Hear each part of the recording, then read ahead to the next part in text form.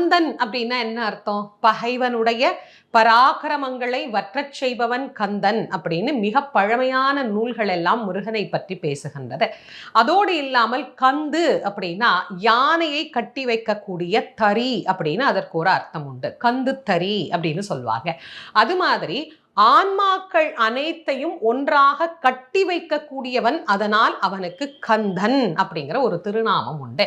கந்தன் நம்ம எல்லாருக்கும் தெரிந்த அற்புதமான பெயர். அந்த பெயரிலேயே எவ்வளவு படிக்கிறோம்? கந்த சஷ்டி கவசம், கந்த குரு கவசம், கந்தர் கலிவெண்பா, கந்தர் அலங்காரம், கந்தர் அந்தாதி. முருகனுக்கு கந்தன் அப்படிங்கிற பேர்ல எவ்வளவு இருக்கு. அப்ப கந்தன் என்கின்ற பேர் எவ்வளவு உயர்ந்தது. அதனால்தான் அவர் புராணத்திற்கே கந்த புராணம் அப்படின்னு பெயர் வைத்தார்கள். அனுபூதி அப்படின்னா அதற்கு இரண்டு வகையாக நாம அர்த்தம் செய்து கொள்ளலாம். ஒன்று, அணு அப்படிங்கிறது தொடர்ந்து வருவது.